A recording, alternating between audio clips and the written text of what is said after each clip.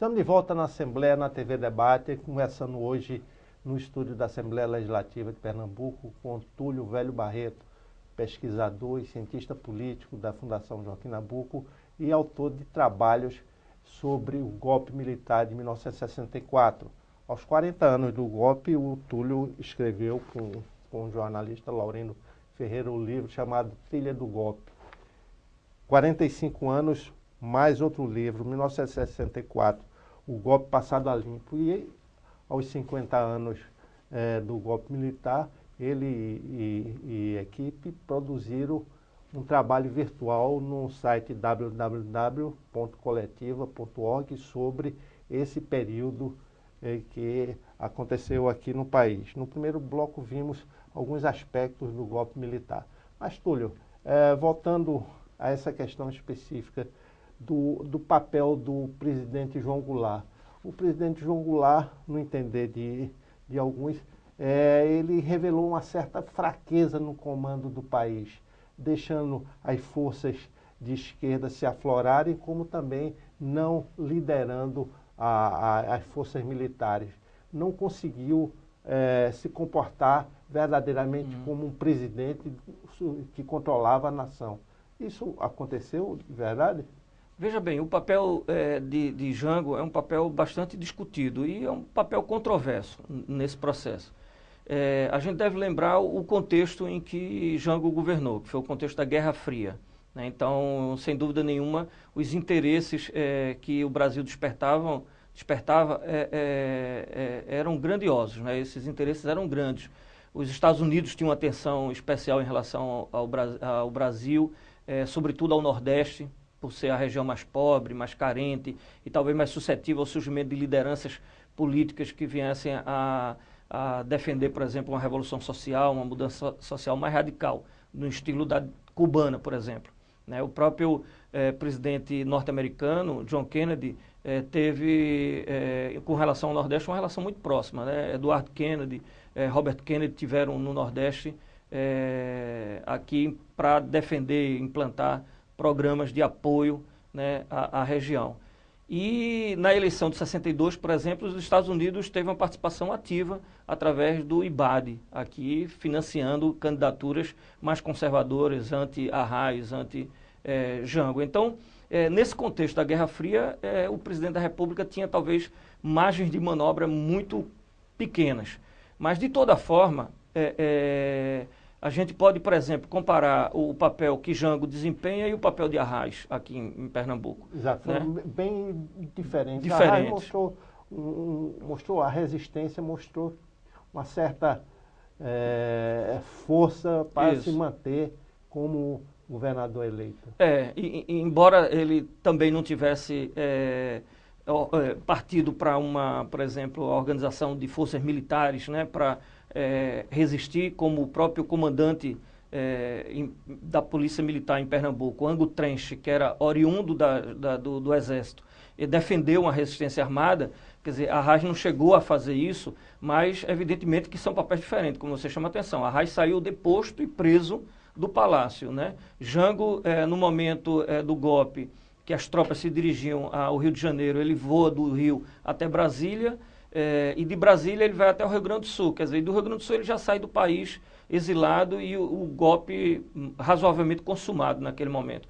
Quer dizer, em nenhum momento ele tentou aglutinar aquelas forças que estavam em torno do governo ou tentar, por exemplo, criar uma resistência no modelo que Brizola criou em 61, na cadeia da legalidade, para permitir, inclusive, a posse de Jango, ainda que no parlamentarismo, mas o que garantiu foi a mobilização dele lá e o Exército baseado no Rio Grande do Sul, de Brizola e do Exército. Quer dizer, Jango não teve esse comportamento.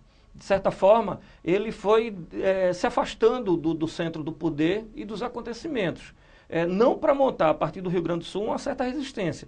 Uma resistência que talvez tivesse limites, mas que poderia ter existido naquele momento. E aí se afasta do país quando vê que está razoavelmente consumado. Então, de certa maneira, talvez tenha faltado a ele uma estatura de estadista, realmente, na acepção da palavra, né? Agora, de toda forma, se fala muito que Jango tinha conhecimentos precisos da Operação Brodessan, que era o deslocamento de navios militares para a costa brasileira, o que aconteceu de fato, depois essa história veio à tona por completo, né? Então, e que daí ele teria evitado um derramamento de sangue. Mas, de todo jeito, ele poderia ter tido uma postura diferente, mais firme com relação ao golpe. Exato. Se a gente pudesse organizar cronologicamente esses 50 anos, a partir dos 10 anos, essa primeira década do regime militar, do golpe, a partir do golpe e a ditadura, o que foi que aconteceu no país? Se a gente depois fala dos 20 anos, 30 anos, 40, até chegar aos 50. Nos primeiros 10 anos e 20 anos do golpe, né, eu acho que a gente pode ver como um ciclo. Tem um período da ditadura que vai se tornando cada vez mais violenta, né, cada vez mais dura, cerceando cada vez mais as liberdades coletivas e individuais, né, que tem, evidentemente, um momento principal, o AI-5, em 68. Em 74, 10 anos do golpe, é quando o Geisel vai assumir o governo, né, ele assume logo depois, e vai anunciar que vai fazer a distensão lenta, gradual, né? Portanto, é um marco, apesar de ter tido iniciativas bastante violentas naquele momento. Em 74, por exemplo, quase todo o comitê central do Partido Comunista é dizimado, é morto, né? Mas, de toda forma, o governo Geisel significaria um pouco o primeiro momento de inflexão da ditadura militar. E em 84, a gente já pega aí o final mesmo do governo militar, né? Porque a campanha das diretas já na rua, uma vez sendo derrotada, então o surgimento da candidatura de Tancredo ao colégio eleitoral, que vai ocorrer no início de 85. Então, a partir disso da redemocratização, o país começa a ver com outros olhos esse período do golpe militar. Que visão o país passou a ter em relação à história que passa a ser reescrita? Essa é uma questão importante, porque a gente vai ter aí, vamos dizer, a data que marca os 30 anos do golpe e a data que marca os 40 anos do golpe corresponderia também, talvez, a um outro ciclo, né? O que envolve a transição democrática, né, nos anos 80, e depois, de certa maneira, a consolidação, pelo menos mais formal, das instituições democráticas, né? Aí vão ocorrer eleições para presidente, um presidente vai sucedendo a outro, vai passando o governo a outro, coisa rara na história da nossa república. Nessa última quadra democrática, isso tornou-se uma característica, né, do governo. Agora, o que a gente tem nos 50 anos, que distingue dessas duas outras fases que eu me referi, é essa discussão sobre uma justiça de transição, a constituição de uma justiça de transição, né, que vem a ser a apuração de casos ocorridos durante o regime militar, que possibilite a apuração desses fatos e a consequente reparação daqueles atingidos, a busca pela reconstrução ou construção de uma memória desse período, a busca, de certa maneira, dos fatos, da verdade, né? Ainda que a gente entenda que a verdade ela deve ser relativizada, porque existem várias verdades. O importante é que surja agora uma verdade que teve sendo colocada por baixo do tapete durante esses 40 anos, né, do passados, e a constituição das comissões da verdade. Certo. Quando você fala em comissão da verdade, elas focam muito a atuação dos agentes do Estado junto aos militantes de esquerda, e não a ação desses militantes de esquerda em relação à população ou em relação mesmo a esses agentes de Estado, como atentados, como morte de soldados. Você acha isso não seria uma comissão de meia-verdade? A verdade devia ser explícita? Essa é uma questão importante que a gente deve observar. Na verdade, o que ocorre agora é uma apuração da ação do Estado com relação aos cidadãos, né, e às cidadãs, quer dizer, a brasileiros e brasileiras, durante esse período de 64. Então, o que se trata é de apuração dessa ação do Estado, né? E a gente deve lembrar muito o seguinte, se eu me refiro ao Holocausto, por exemplo, ao que aconteceu na Alemanha e na Europa durante a Segunda Guerra Mundial, evidentemente que aqueles que combateram o regime autoritário de exceção, eles são considerados, de certa forma, como heróis da resistência. Até a expressão, ela passou a ser incorporada ao linguajar, heróis da resistência. No Brasil, a ação de setores que lutaram contra o regime militar sempre se refere a ela, ou amplos setores se referem a ela, como atividade terrorista.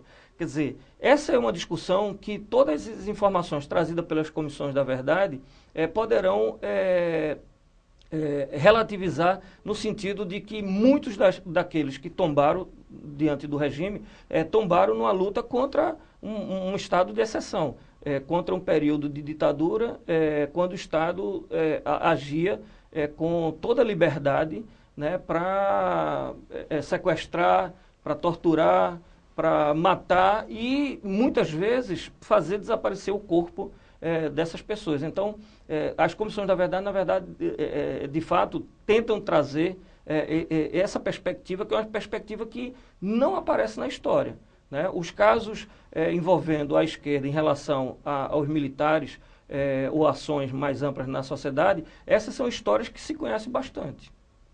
Por fim, em relação ao momento específico desse golpe, uma rápida resposta. Você acha que permanece questões que não foram resolvidas desde 64, permanecem até hoje no ar, questões de reformas estruturais do país e das instituições? Sim, sem dúvida.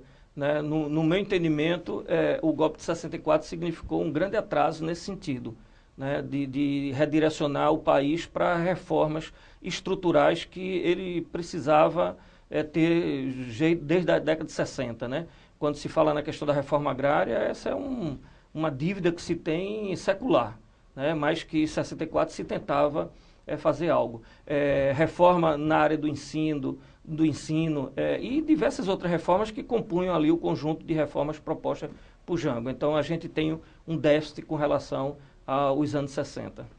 Conversamos hoje sobre 1964, 50 anos do golpe militar. Quem esteve conosco aqui foi o cientista político Túlio Velho Barreto, autor de 2 livros já sobre esse período da história do país e também de um site que vocês podem acessar, que é o www.coletiva.org, que fala exatamente dos 50 anos deste golpe militar. Muito obrigado e até o próximo programa.